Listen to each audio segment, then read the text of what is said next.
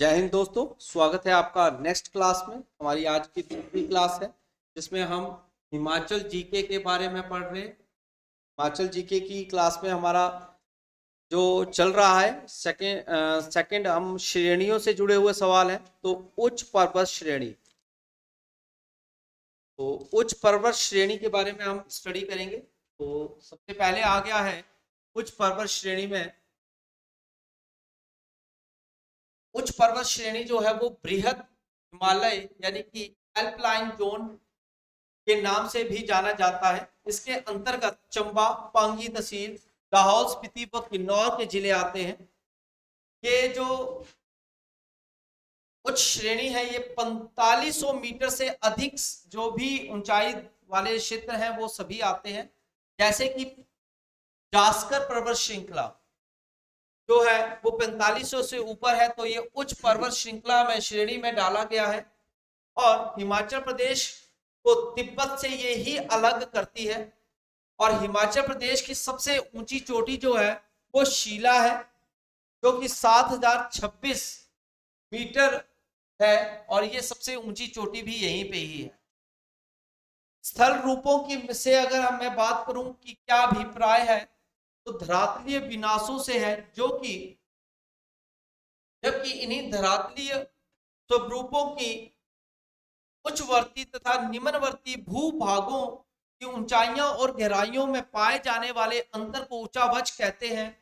और दूसरे शब्दों में अगर मैं बात करूं, तो पर्वतों की ऊपरी चोटियां या घाटियां निम्नवर्ती भागों के बीच औसत ऊंचाई के अंतर को भी ऊंचावच ही कहा जाता है। स्थल रूपों का मध्य विनाश जो है यानी कि कन्फिगरेशन जो है, इन स्थल रूपों ने ही पठार, पहाड़ियां, मैदान, कटक या घाटियां, उच्च भूमि, निम्न भूमियां, स्थलाकृतियां जो भी हैं, ये सभी धरातल में ही विद्यमान है, सम्मिलित है, ऐसे बोल सकते हैं। इसी प्रकार से हिमाचल प्रदेश जो है वो हिमालय के पश्चिमी भाग में स्थित है। तो हिमाचल का जो है में 10.54 यानी कि 10.54 हिस्सा ही केंद्रित है। हिमाचल प्रदेश के ऊंचावच में बहुत अधिक विषमता यानी कि डिफरेंसेस पाए जाते हैं। इस पहाड़ी क्षेत्र की जो अगर हम समुद्र तल से ऊंचाई बताएं, तो निम्नवर्ती क्षेत्रों में 350 मीटर से लेकर उच्च हिमालय एवं जास्कर श्रेणियों में 7000 मीटर के करीब है। आज से लगभग करोड़ों वर्ष पहले मध्यजीवी पुराकल्प में वर्तमान हिमालय पर्वत के स्थान पर एक विशाल भू अवनति यानी कि जियोस्क्लाइन थी, जिसे तेजिस सागर के नाम से कहा जाना जाता है। इस विशाल सागर के अंतर को अंगारा लैंड और दक्षिण में गोंडवाना लैंड भूखंड थे।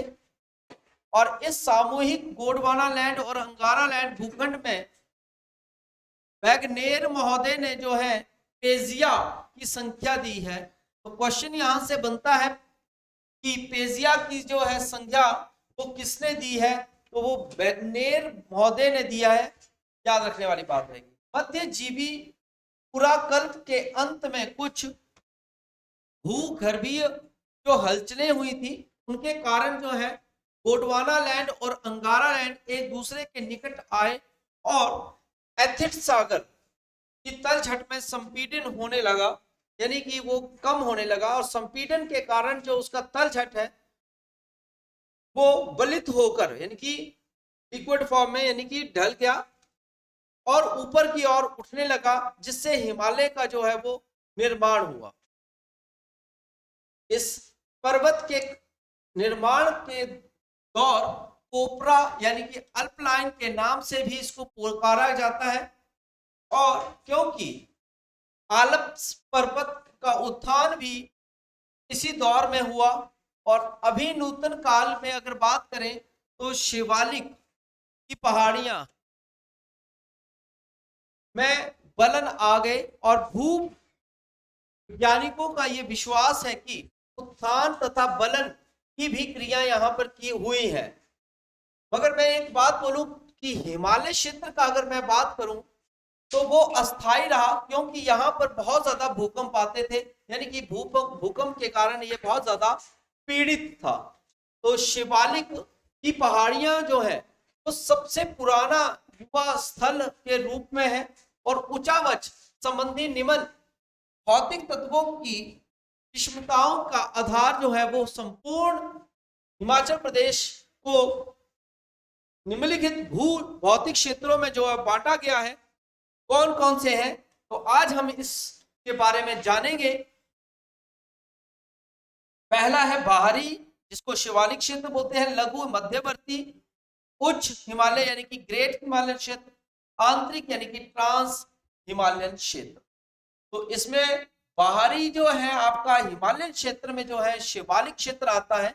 इस क्षेत्र में जो है सिरमौर का नाहन पांवटा साहिब यानी कि पांवटा क्षेत्र, सोलन जिले का नालागढ़ क्षेत्र, बिलासपुर जिले का स्वारघाट तहसील क्षेत्र, ऊना कांगड़ा चंबा जिले के निम्नवर्ती भूभाग जैसे कि पांवटा नाहन नालागढ़ ऊना नूरपुर के क्षेत्र शहर जो भी है दून घाटी में ही स्थित। याद रखिएगा दून घाटी बहुत बार पूछे जाने वाला क्वेश्चन आता है। दून घाटी के क्षेत्र कौन सी में आते हैं, तो बाहरी हिमालय में आते हैं, और शिवालिक में आएगा तो शिवालिक की ये लाइन है आपके सामने। भूभाग की कुल लंबाई की एक छोटी सी जो है वो पट्टी जो है वो 290 किलोमीटर के करीब है, जबकि चौड़ाई जो है 10 से 40 किलोमीटर के मध्य में। शिवालिक का अर्थ हमें याद रखना चाहिए, शिव की जटाएं हैं, जो कि प्राचीन भूगोल में मानक पर्वत भी कहते हैं। क्या कहते हैं, शिव की जटाओं को मानक पर्वत भी कहते हैं, जिसको हम शिवालिक के नाम से अब जानते हैं।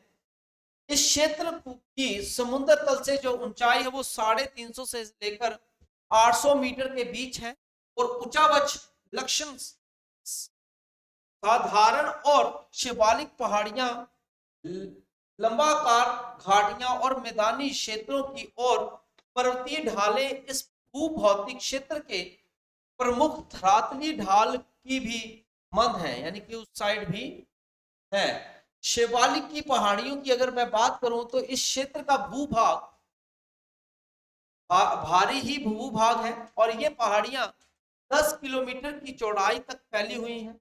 इन पहाड़ियों की औसतन ऊंचाई जो है वो 600 से 900 मीटर के मध्य है, और इन पहाड़ियों में वर्षा ऋतु के दौरान कई ऋतुवत पहाड़ियां जल धाराएं निकलती हैं, जिन्हें स्थानीय भाषा में चूज कहते हैं, यानी कि कुल्ले कहते हैं, ठीक है जी, या कूप भी बोलते हैं, ठीक है जी।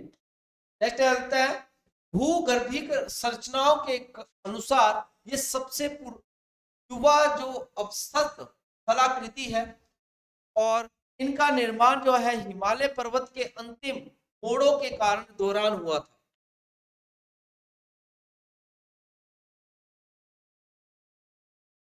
इसी प्रकार से नेक्स्ट आते हैं कि लंबाकार दून घाटी क्या है। ये घाटियां दक्षिण में शिवालिक पहाड़ियां तथा उत्तर में हिमालय पर्वत की दक्षिण ढालों के मध्य में है ये लंबाकार दून घाटी। इस लंबाकार घाटियों को दून के नाम से भी जाना जाता है। सिरमौर की यारदा दून, सोलन की नालागढ़ दून, ऊना और कांगड़ा के जसवा और नूरपुर इसी लंबा की दून घाटियां हैं। औसतन ऊंचाई 350 से 700 मीटर के मध्य है, और इन घाटियों की संरचना जो है शिवालिक हिमालयन पर्वतीय ढालों के उतरने वाली नदियों के निक्षेपण की क्रिया से हुई है। ये पर्याप्त मात्रा में जलोढ़ का जमाव पाया जाता है इसमें, और इन जलोढ़ों की मिट्टी काफी उपजाऊ है, और ये पर्याप्त मात्रा में ऊंचाई सुविधाएं भी उपलब्ध करवाती है या उपलब्ध होती है। नेक्स्ट आ जाता है हमारी बाहरी हिमालयन श्रेणियां। हिमालय की इन निम्नवर्ती ढालों के समुद्र तल से औसतन ऊंचाई 750 से 1500 मीटर के मध्य है और ये बाहरी हिमालयन श्रेणियां संपूर्णतः निरंतर नहीं है, बल्कि ये कई कई स्थानों पर कटी फटी है, कुछ ही स्थानों पर, हर जगह पे नहीं है। त्यार हाथीधार चंबा में है, चमुखी सोल सिक्की कांगड़ा में है, हमीरपुर में नैना देवी की धार है, बिलासपुर में राम शहर तथा कसोली धार सोलन में, और भारती सैन धार सिरमौर जिले में है। ऐसी ये महत्वपूर्ण जो है वो बाहरी हिमालयन श्रेणियां हैं। बाहरी हिमालयन श्रेणियों में ही बात करूं तो दून क्षेत्र जो है वो तीव्र ढाल युक्त है, यानी कि उसमें ढालें जो है, ढाल जो है वो ज्यादा है जी। लघु हिमालय की बात करते हैं, यानी कि मध्यवर्ती क्षेत्र में ये भूभाग भारी हिमालय और उच्चावच क्षेत्र के मध्य संक्रमण क्षेत्र है। प्राकृतिक रूप से इस क्षेत्र में उत्तर पूर्व में धौलाधार पर्वत है, जैसे कि हमारे यहाँ पर धौलाधार श्रेणी, इसकी ऊंचाई 75 से 100 किलोमीटर के करीब है। इस भूभाग की समुद्र तल से जो ऊंचाई है नदी घाटी से वो 700 मीटर से लेकर उच्चावच धौलाधार पर्वत तक, यानी कि 4500 मीटर, जो कि चंबा, कांगड़ा, मंडी, हमीरपुर, बिलासपुर, शिमला, सोलन, सिरमौर जिलों के अधिकतर भाग इसी से कटिबंध है, यानी कि जुड़े हुए हैं। हिमालय क्षेत्र की सबसे बड़ी विशेषता यह है कि ये धौलाधार एवं पीर पंजाल पर्वत श्रृंखलाओं की ओर बढ़ने पर धीरे धीरे ये भी उसकी भी ऊंचाई जो है वो बढ़ती हुई चली जाती है। शिमला के दक्षिण में चुड़ चांदनी चोटी है, याद रखिएगा चुड़ चांदनी चोटी कहां पर है ऐसे पूछेंगे। और इसी भू क्षेत्र में भूगर्भिक संरचना में ग्रेनाइट और अन्य देवेदार चट्टाने भी प्रधानता, यानी कि बहुत ज्यादा है, मिलती हैं। और भू चट्टाने जो हैं वो पूर्णा तथा कार्बोनिफेरस युग के पुराना जो चिन्ह युग से भी संबंधित है। और इस भू क्षेत्र की कलाकृतियां को अग्रलिखित प्रमुख पर्वत श्रेणियों या घाटियों में विभाजित किया गया है। प्रमुख पर्वत श्रेणियां कौन कौन सी? धौलाधार, नाग टिब्बा यानी कि चूड़धार पर्वत श्रेणियां, पीर पंजाल श्रेणी, और इन सब जो है धौलाधार पर्वत श्रेणियों में जो है सबसे प्रमुख है ये धौलाधार पर्वत श्रेणी। धौलाधार पर्वत श्रेणी जो है तलहट्टी पर कांगड़ा की घाटी यानी कि धर्मशाला में स्थित है। धौलाधार का अर्थ क्या है? तो सफेद चोटी है। धौलाधार पर्वत श्रेणी को चंबा के दक्षिण पश्चिम भाग में रावी नदी द्वारा, लारजी ब्यास नदी द्वारा तथा रामपुर में नदी के द्वारा, सतलुज नदी द्वारा काटा गया है। इस पर्वत श्रेणी की आगे की ओर बढ़ी हुई पर्वत श्रेणियां पूर्व और नाग टिब्बा और चूड़धार श्रेणियां शिमला, दो बार आ गए शिमला, शिमला पर शिमला ही है, कटक के उत्तर में स्थित है। चूड़धार के पूर्व में मसूरी पर्वत श्रेणी है जो कि आगे बढ़ा हुआ भूभाग है, और शिमला के दक्षिण में चुड़ चांदनी की चोटी है जो कि 3647 मीटर ऊंची है।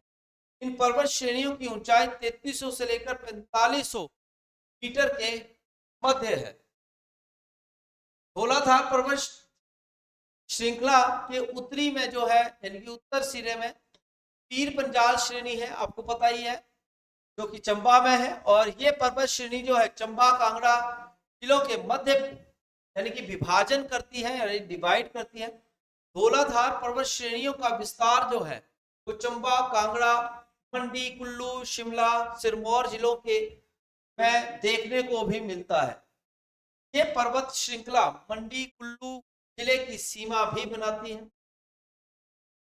शिमला, सिरमौर जिलों में चूड़धार पर्वत माला या सीमा विभाजिका रेखा का कार्य करती है। दक्षिणी पश्चिमी मानसून पवनें जब इन पर्वतों के सहारे ऊपर की ओर उठती हैं तो इनके टकराने से जो है वो कांगड़ा क्षेत्र में बारिश होती है। और आपको पता है सबसे ज्यादा जो है कांगड़ा में कहां पर बारिश होती है, वो है आंसर धर्मशाला।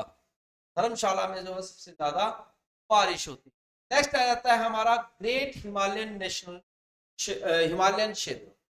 तो भू भौतिक क्षेत्र का संक्रमण स्थिति लघु हिमालयन यानी कि ट्रांस हिमालयन के भूभाग के मध्य में है। भौगोलिक आधार पर हिमालय क्षेत्र जो है वो उत्तर पूर्व की और ग्रेट हिमालयन और पीर पंजाल श्रेणियों द्वारा ही घिरा हुआ है। भूभाग की औसत चौड़ाई जो है वो 60 किलोमीटर के करीब है। इस प्रदेश की ऊंचाई की नदी घाटी जो है वो 1000 मीटर से लेकर ग्रेट हिमालयन पर्वतीय श्रेणी की 7000 तक, देखिए बहुत ज्यादा, ये 7000 तक मीटर तक करीब है। और भू क्षेत्र में जो है भूगर्भिक संरचना पुराना और मैसोजिक युग जो है वो इतने से इतने करोड़ वर्ष से संबंधित है। इस क्षेत्र का विस्तार जो है चंबा, कुल्लू, शिमला, किन्नौर, लाहौल स्पीति जिलों में है। चंबा कुल्लू पार्वती रूपी सतलुज की घाटियां हैं और इसके पूर्व में जो है कृषि की दृष्टि से ये महत्वपूर्ण स्थल है। इन घाटियों में समुद्र तल से औसतन जो है वो 1500 से 2000 जो है वो मीटर का है। नेक्स्ट आता है आपका ग्रेट हिमालयन यानी कि पीर पंजाल श्रेणी। ये प्रमुख पर्वतीय श्रेणी है जो कि रावी और ब्यास नदी के बेसिन के दक्षिण हिस्सों में, जबकि स्थिति में अगर बात करें तो नदी बेसिनों को उत्तरी भाग में एक दूसरे से अलग करती है।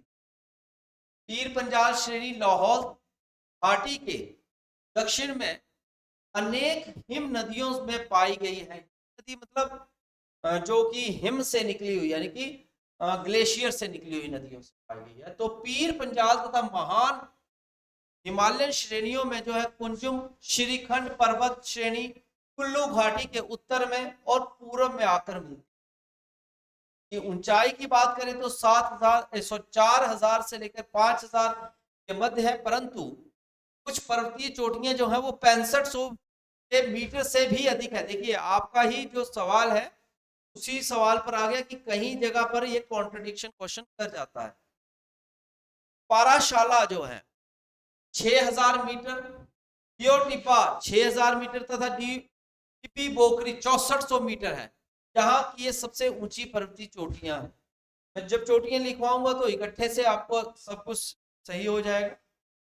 ये ऊंची ऊंची पर्वत श्रेणियां क्षेत्र की जलवायु परिस्थितियों को निर्धारित करती है और महत्वपूर्ण भूमिका भी अदा करती है।